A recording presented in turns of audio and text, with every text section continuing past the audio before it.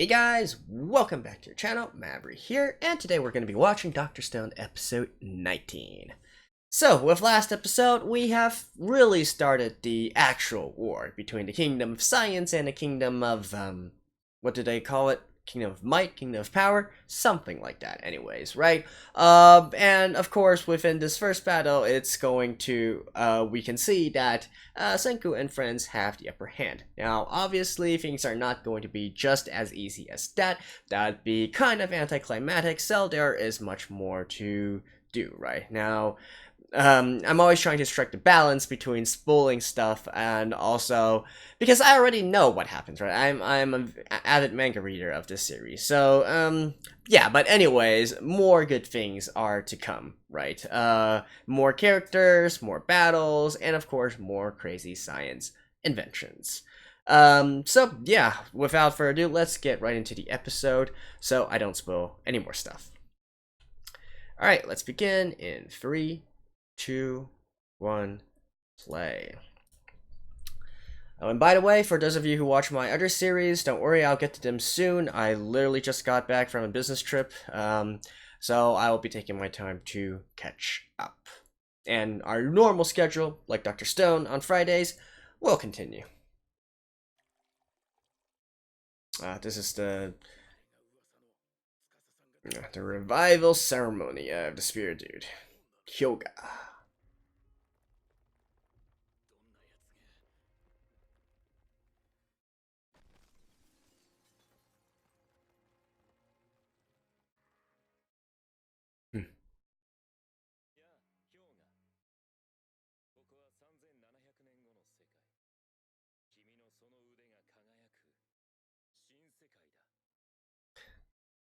Think about it. Being in a modern world and having spear skills.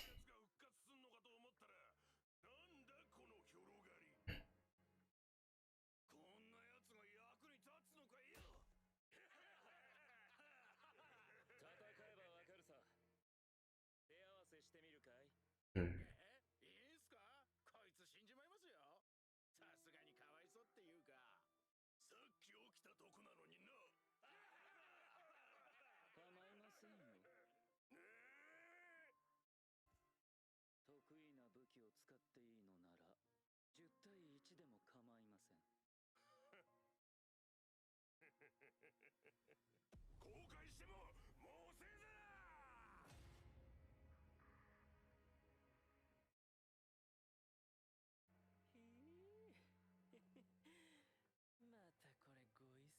You know, one thing I've always didn't quite understand about Tsukasa is you know, he clearly has his own ideals, right? So I wonder why she's reviving all these, you know, for lack of better words, brutes, right?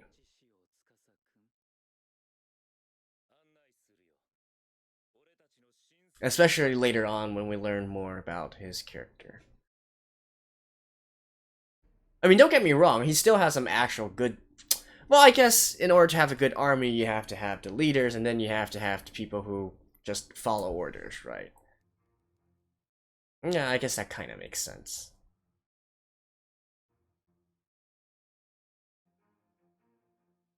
Ah, and there we see a quick introduction of some of those new characters.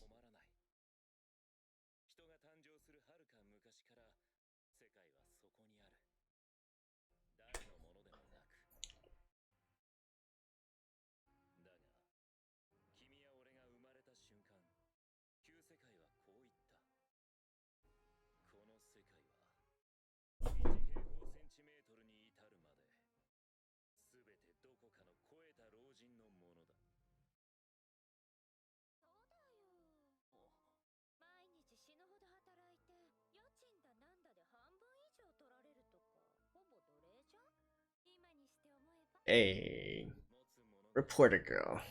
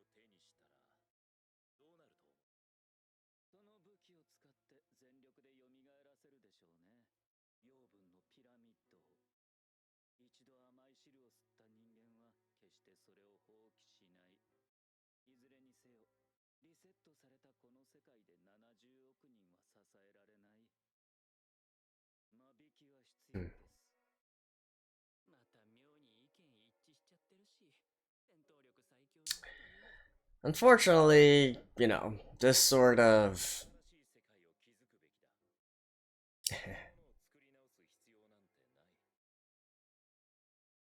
I could go on for hours about how eventually even if Tsukasa did try to create this new world in his fashion, it will eventually revert to the old world. That is what society is, anyways.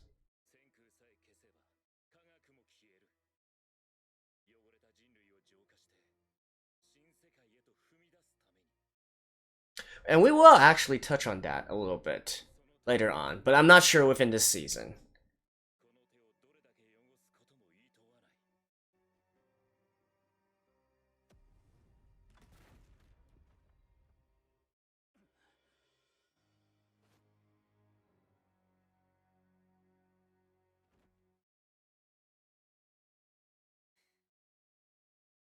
Alright, back to present day. And of course, the opening. Well, I'll see you guys in a second. And back to modernity.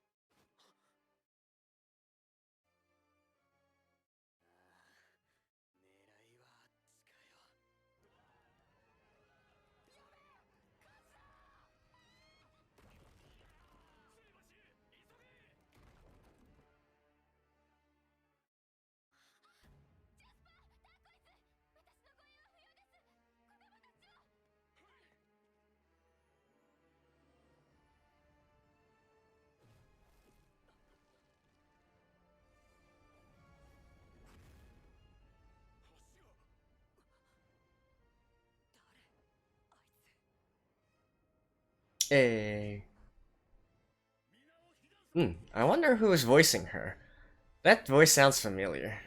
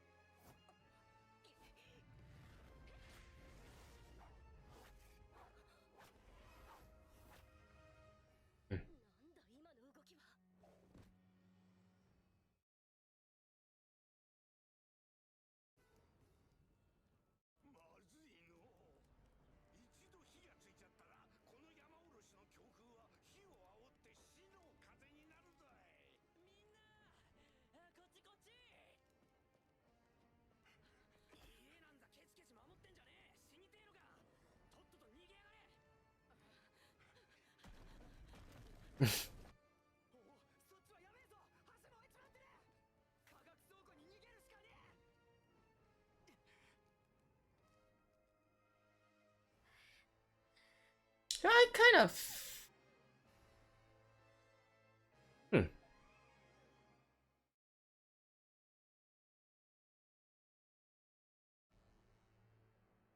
Oh, hey! Okay. We actually see some future characters.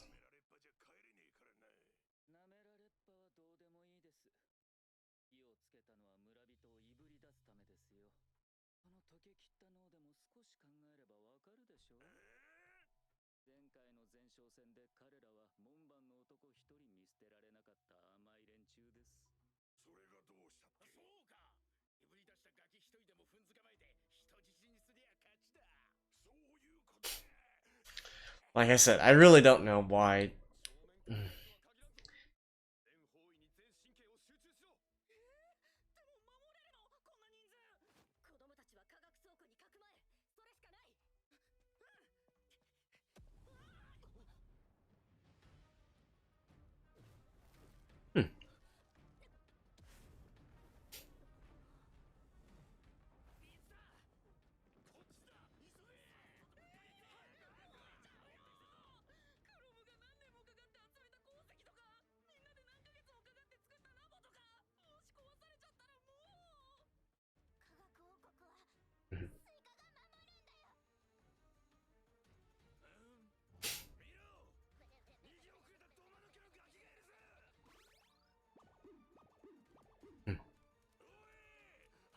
You know, this sequence of events, I would say, was I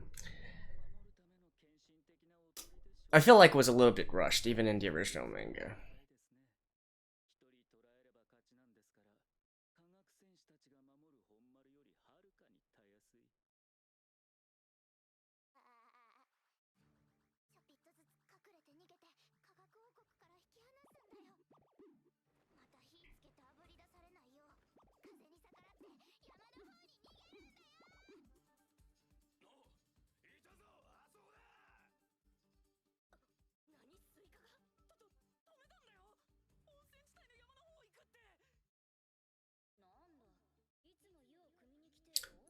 Hey, you guys remember this one?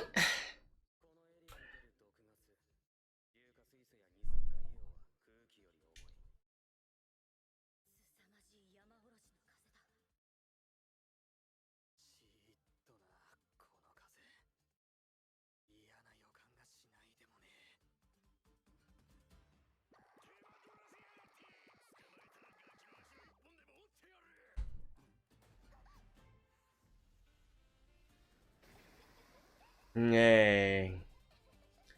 Self-sign.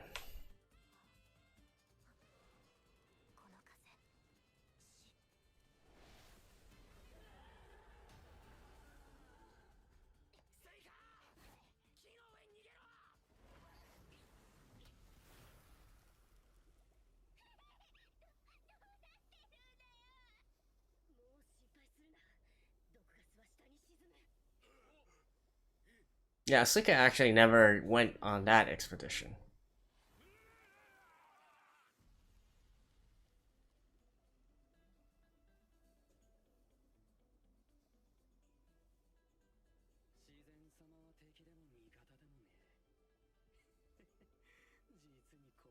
By the way, I think I mentioned this before in previous episodes, but you know, eyes and skin. It's not just breathing it in that's dangerous. But oh well.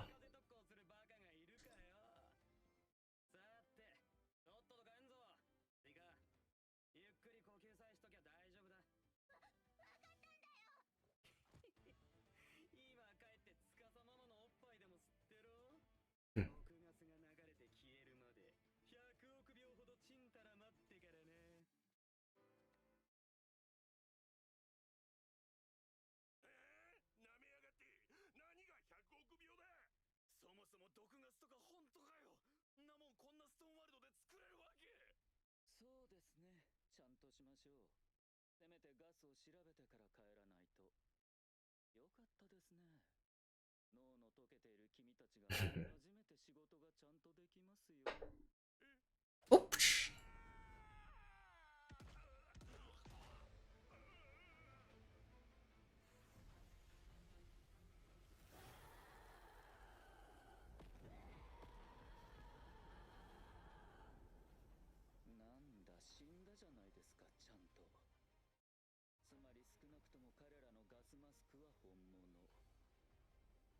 千空君たちは各種金属や化学薬品をコントロール下に置いている強大な科学王国です。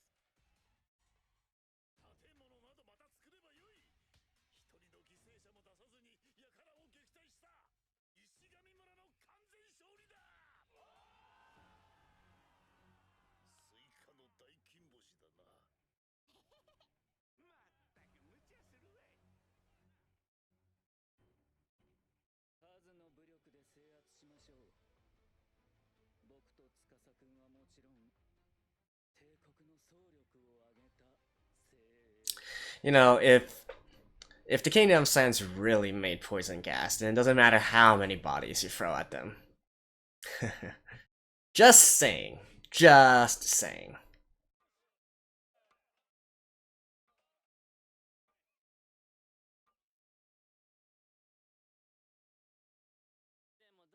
Similar to if they had already made guns.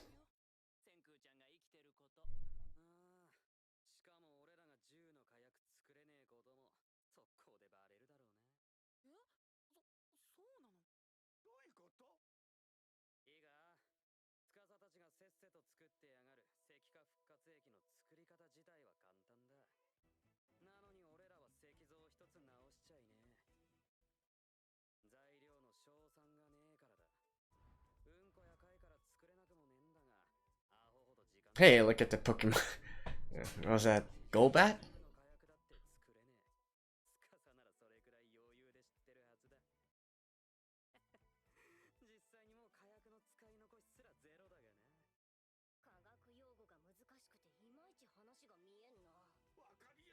I mean, yeah, sure, fine. The gun problem might be solved by gunpowder. But still, if they really had poison, that'd be even more effective than guns. Poison gas, I mean.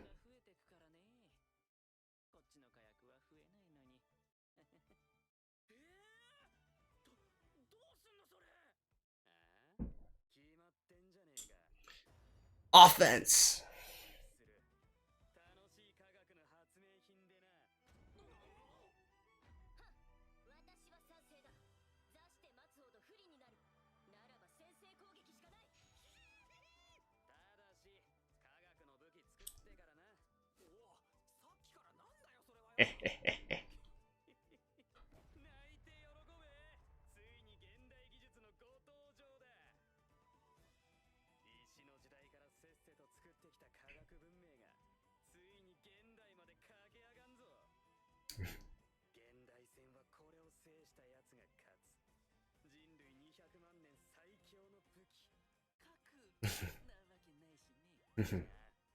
What if he actually did make nukes?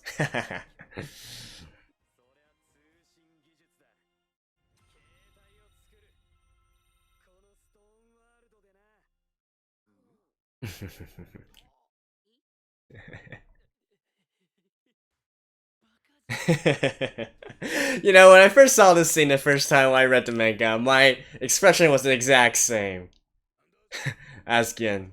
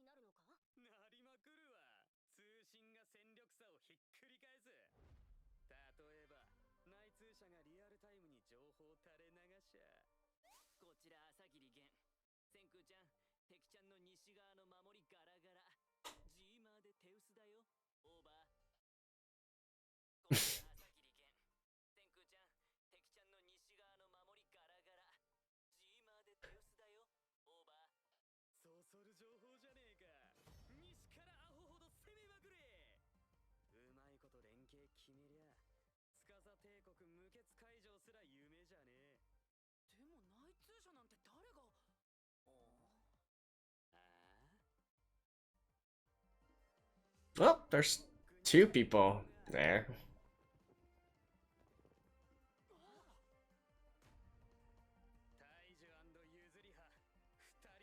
And for the first time in 10-something episodes, we see them again.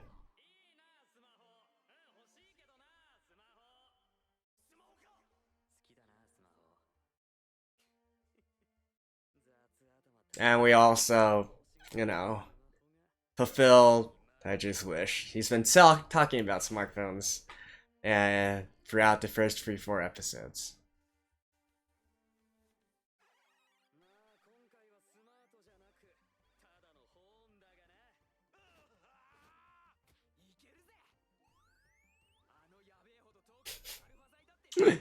You guys see the chips there?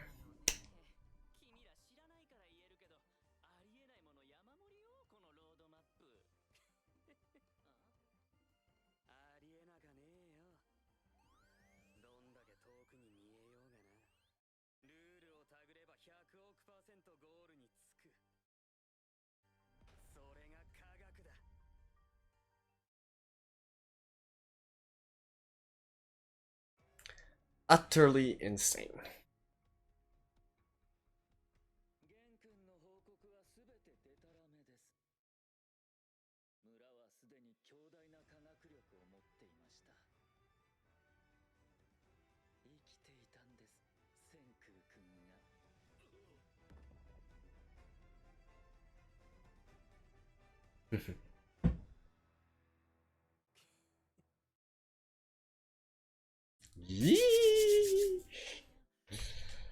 Alright, I'll see you guys after the ending.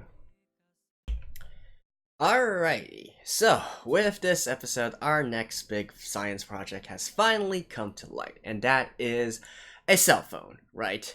Although, you know, I guess I don't really think cell phone is the correct word for it, considering, you know, you don't actually have, telecommunication towers, radio towers, satellites, or whatnot, transmitting the signals. But still, it's a kind of phone, right? Or I guess maybe more similar to a walkie-talkie, something like that. But again, I'm not gonna get into too specific details. We'll see it later on once they actually make the thing. And of course, like I was saying, when I first saw this scene in the manga, my face was exactly like Gin's, right? Because you know, it's absurd to think that, hey, okay, if you're saying that you're making some, you know, you're going through the Stone Age, you're going through the Iron Age, yeah, that's fine and all, right? And then you get up to medieval times, you start making gunpowder and whatnot. Okay, that's still in the realm of possibility. When you're getting into the electronic age and the modern age, or the atomic age, modern age, and whatnot, that's where things are really getting ridiculous, right? Because you need actually a lot of prerequisite technology and equipment and whatnot before you can actually do things like that. Like, just you know, just as some examples, how exactly are you going to make plastics? How are you going to make circuit boards? How are you going to make vacuum tubes, right? And, well, actually, it should be plastics, vacuum tubes, circuit boards, right? Like, it just seems so ridiculous. But, well, that's what Senkuu is saying, and we all know that what Senkuu wants to invent, he is going to make, right? So, it's going to be a fun journey to get to that point. I can tell you guys that.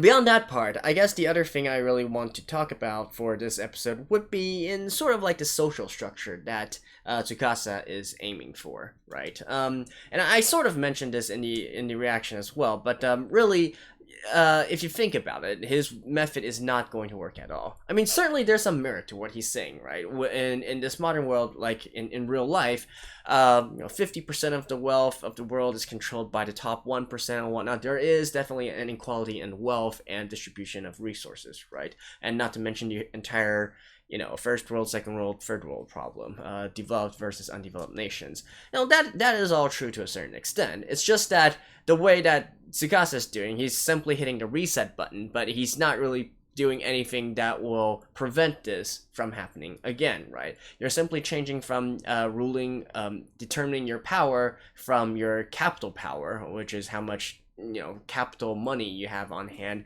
and changing it into a more a more ancient power by your raw strength or might, right? So how exactly is that going to change anything at all? You're still going to have a social hierarchy. That's what society is. People are not exactly equal in terms of their output, right? So you are still going to have leaders and rulers and whatnot. It's just being defined by a different criteria, and who is to say that this new criteria is fairer than the others, right? If capital, sure, you could make the argument that some of it is by inheritance and whatnot, or by luck and so on and so forth, but by raw strength and power and might, you're basically looking at genetics, right? So it doesn't really work here with what he's trying to do. There's a reason that communism, as we've seen throughout history, always turns into dictatorships at the very end there, right? There's no true communism or socialism that really, everybody is completely equal without leaders, unless we evolve one day into some sort of collective intelligence, right? Maybe that's a day when we could do this kind of thing, but who's to say if that is actually preferable, right? At least in terms of our current society as we know it, and even in the way that Tsukasa is trying to make his new society, it's not going to work that way. It's just eventually going to fall back into the ways of old, and we're just really restarting the whole process and beginning it over again, right? And like, you don't have to take my word for it.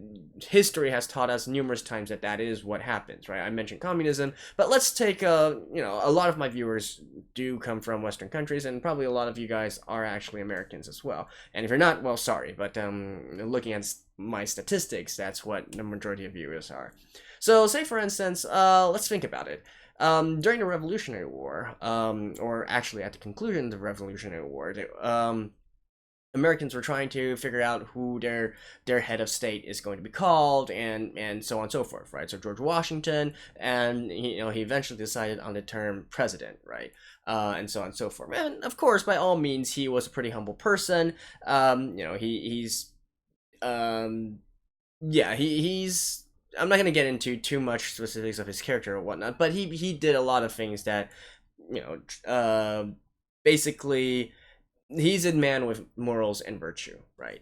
But even at that point, when he was trying to be humble about this entire head of state position, a president and whatnot, you come 300 years later, or actually, sorry, not 300 years, 250 years around later, and to nowadays, can you really say that the president of the United States is a very humble position? Like, I'm not talking about the current president or one, just the position of it itself. Like, it has so much, it commands so much respect and so much bureaucracy and whatnot, and all the honors and whatnot and prestige that's added to it. Just basically traveling around as a president is going to cost tons and tons of taxpayer money, because he's an important person, right? You can't just view him as still an equal to somebody off the streets or whatnot. Even though we say that humans are equal and whatnot, but in reality, there's still this power difference here. So that's something that's not going to change